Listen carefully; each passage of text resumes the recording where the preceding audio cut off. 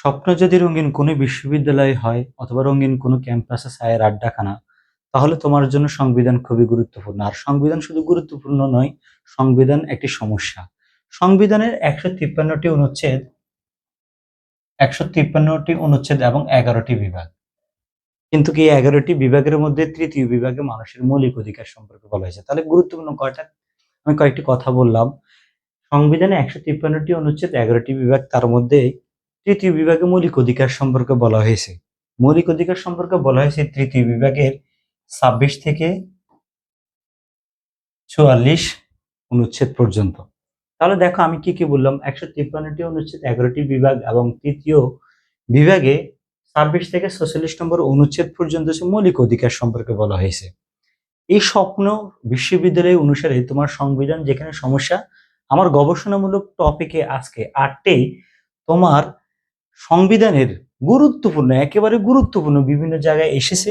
৮টি তোমাকে একটা সূত্রের ভিতরে একটা কৌশল আমি তোমাকে শেষ করে দিচ্ছি। দেখো, ধর্মীয় স্বাধীনতা এসেছে ৪৪তম বিসিএস। তারপরে এসেছে দেখো চিন্তা বিবেকের স্বাধীনতা। চিন্তা বিবেকের স্বাধীনতা এসেছে ঢাকা বিশ্ববিদ্যালয়। তারপর দেখো সংবিধানের কত নম্বর অনুচ্ছেদে পেশাবৃত্তির স্বাধীনতা সম্পর্কে বলা হয়েছে, পেশাবৃত্তির, সেটি এসেছে প্রাথমিক শিক্ষক ২৩-২৪, রিসেন্টলি, বিগত ২-১ বছর, ৩-৪ বছর পূর্বে।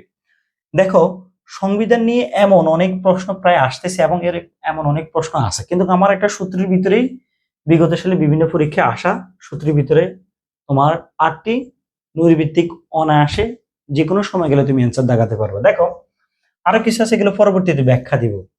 তাহলে আমি এখানে তোমাকে স্বাধীনতা ভিত্তিক মানুষের অধিকার সম্পর্কে বলা হয়েছে সব ২৬ থেকে ৪৪, কিন্তু স্বাধীনতা, আমি হচ্ছে স্বাধীন জসিম। আজকের আমার লেকচারটাই হচ্ছে কি স্বাধীনতা নিয়ে। মানুষ অবশ্যই স্বাধীন থাকা উচিত তার কর্মে, চলাফেরায় এবং সমাবেশে। দেখো আমি গুরুত্বপূর্ণ তোমাকে বলতেছি ৩৬ থেকে, তার মানে এই ৮টি খুবই গুরুত্বপূর্ণ যেগুলো প্রায় বিভিন্ন পরীক্ষায় আসে। সেটি হচ্ছে যে ৩৬ থেকে ৪৩ পর্যন্ত মৌলিক অধিকার সম্পর্কে বলা হয়েছে ২৬ থেকে ৪৪, আর এই ৩৬ থেকে ৪৩ পর্যন্ত খুবই গুরুত্বপূর্ণ, যেগুলো বিভিন্ন পরীক্ষায় এসেছে এবং সেটা একটি সূত্রের মাধ্যমে আমি তোমাকে শেষ করতেছি। দেখো যদি বলা হয় এক বাক্যে যদি বলি চশমা সাংবাদিক পেশায় ধর্মীয় সম্পত্তির গৃহযোগ, আমরা জানি সাংবাদিক শব্দটা বলাটা কোনো বিষয় না এবং চশমা সাংবাদিক বলাটা আরো সহজ। যদি বলি পেশায় ধর্মীয় সম্পত্তির গৃহযোগ, প্রতিটা দিন আমি পড়াশোনা করি, তাহলে এই বিষয়টা আমি যদি প্রতিটা দিন একবার করে পড়ি, আমার জন্য এই ৮টি নৈর্ভিত্তিক যে কোনো ভাবেই আসুক আমি পারবো। দেখো চলাফেরার স্বাধীনতা দিয়ে আমরা বলতে পারি, চলাফেরার স্বাধীনতা নিয়ে দেখো চলাফেরার স্বাধীনতা সেটা কত নম্বর অনুচ্ছেদ না, আমার সূত্র হচ্ছে কি ৩৬ থেকে ৪৩।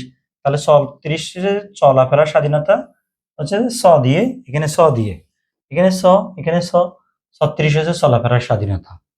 তাহলে স্বাধীনতা নিয়ে বলা হয়েছে প্রথমটা হচ্ছে ৩৬, সেটা হচ্ছে চলাফেরার স্বাধীনতা, আর এটা স দিয়ে। তাহলে সমা দিয়ে কি বোঝাচ্ছে, সমা দিয়ে বোঝাচ্ছে কি, সমা দিয়ে বোঝাচ্ছে দেখো সমাবেশের স্বাধীনতা।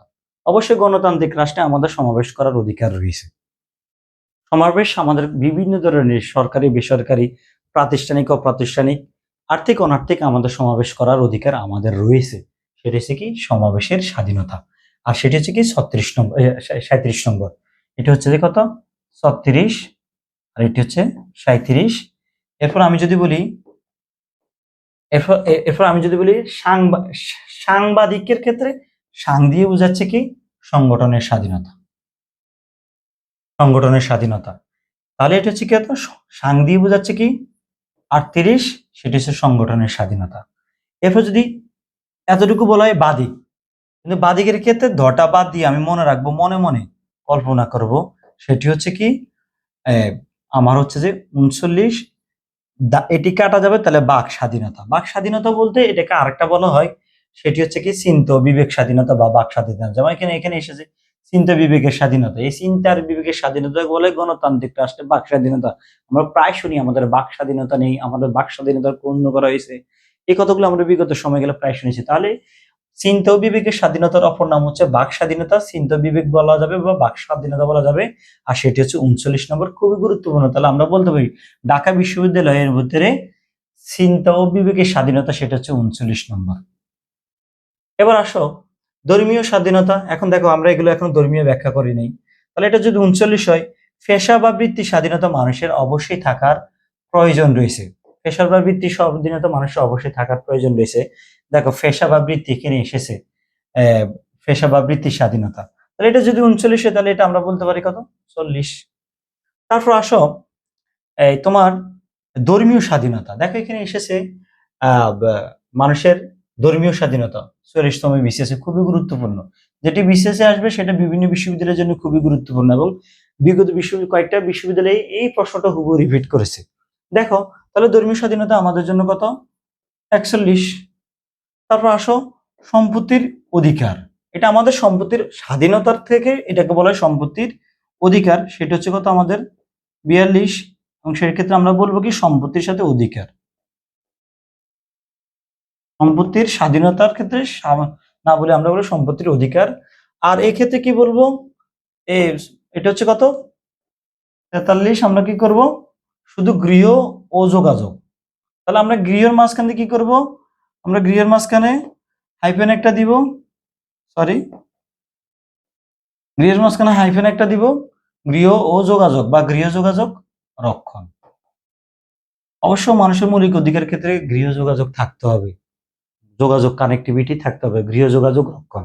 তাহলে এটি 43। দেখো এখানের মধ্যে আমি 36 থেকে 43টি প্রায় এখানে হচ্ছে 8টি আমি এক বাক্যে এক সূত্রে যদি প্র্যাকটিস করে প্রায় দেখি, আমার কাছে সংবিধান কোনো কঠিনই থাকবে না। সংবিধান হচ্ছে কি খুবই গুরুত্বপূর্ণ এবং আসবে, আর একটি নৈর্ভিত্তিক দিয়ে সংবিধানে তোমার অনেক স্টুডেন্টের সাথে তফাৎ হয়ে যাবে র্যাঙ্কিং অথবা তোমার পজিশন।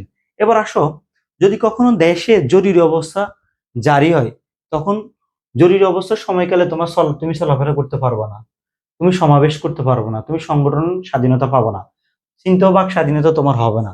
তার মানে কি জরুরি অবস্থা যখন হবে তখন এই ধর্মীয় থেকে, আবার দিচ্ছি, এই ধর্মীয় থেকে, এই ধর্মীয়, আমি আরেকটা কালা দিয়ে গুরুত্বপূর্ণ দেখাচ্ছি, এই ধর্মীয় আর এখানে প্রথম হচ্ছে চলাফেরা। তার মানে কি 36, 37, 38, 39, 40, 41, তার মানে 36 থেকে 41 কয়টি হয়, 6টি। 36, 37, 38, 39, 40, 41, 6টি। এই 6টি জরুরি অবস্থা জারির সময়কালে এই 6টি অধিকারকে রক্ষা করা হয় না, বজায় রাখা হয় না, এই 6টি অধিকার অবশ্যই পালন করা হয় না, দেওয়া যায় না মানুষকে। জরুরি অবস্থা জারি করলে তুমি চলাফেরা করতে পারবে না, সমাবেশ করতে পারবে না, সংগঠন করতে পারবে না, চিন্তা বিবেক থাকবে না। পেশা অবশ্যই কোথাও চাকরি বাকরি অথবা ব্যবসা বাণিজ্য কৃষক, এই পেশার সমস্যা হয়ে যায় এবং ধর্মীয় সমস্যা হয়ে যায়। ধর্মীয় অনুষ্ঠান বা ধর্মীয় নিয়ম কানুন প্রথা প্রাতিষ্ঠানিকভাবে কোনো মসজিদ মন্দিরে গিয়ে সেগুলোর জন্য সমস্যা হয়ে যায়। তার মানে কি জরুরি অবস্থা জানলাম, 153টি অনুচ্ছেদ জানলাম, 11টি বিভাগের মধ্যে তৃতীয় বিভাগ হচ্ছে যে মৌলিক অধিকার সম্পর্কে, যেখানে 26 থেকে 44, আর আমরা জেনে ফেলাম 36 থেকে 43। দেখো ধর্মীয় স্বাধীনতা আমরা এখানে দেখলাম, ধর্মীয় স্বাধীনতা 41, তাহলে 41 হচ্ছে যে এখানে 41 নম্বর অনুচ্ছেদ হচ্ছে যে ধর্মীয় স্বাধীনতা। তাহলে এখানে ধর্মীয় স্বাধীনতা নিয়ে আবার এসেছে ডেস্কো জুনিয়র, সেখানে উত্তর হবে কত আমরা জানি 41।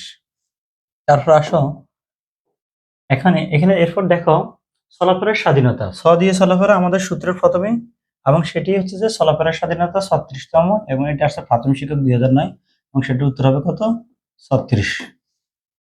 তারপর আসো তারপর আসো এখানে দেখো এটা উত্তর 39 চিন্তা বিবেকের, সেটা আমরা এখানে দেখেছি চিন্তা বিবেক দবাদ যাবে বাঘ। তারপর আসো সংবিধানের কত অনুচ্ছেদে পেশা বৃত্তি, এখানে দেখা যাচ্ছে দেখো পেশা মানে বৃত্তি বোঝাচ্ছে, পেশা বৃত্তি 40 নম্বর অনুচ্ছেদে, তাহলে আমরা এখানে উত্তর দেখাবো 40 নম্বর। তারপর দেখো এখানে এটা খুবই গুরুত্বপূর্ণ, এটা একটু মনোযোগ দিয়ে দাও তোমরা সবাই।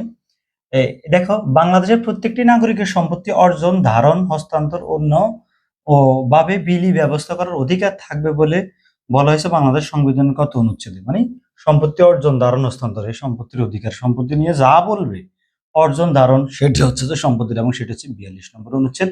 তাহলে এটার উত্তর হবে কত 42 নম্বর। আমরা জানি সূত্র দিয়ে তুমি স্বাধীনতা এবং অধিকার এগুলো নিয়ে তোমরা ইনশাল্লাহ পারবে, তবে 6টি হচ্ছে জরুরি ক্ষেত্রে তোমাদের অবশ্যই মাথায় রাখতে হবে। তবে তোমরা যারা আসছো বিশ্ববিদ্যালয় প্রিপারেশনের জন্য, প্রাইমারির জন্য, সরকারি বেসরকারি অন্যান্য চাকরির জন্য, আমার কাছে ক্লাসগুলো করে ইনশাল্লাহ অনেক পড়ার ভিতরে তুমি অনেক কমন পাবা।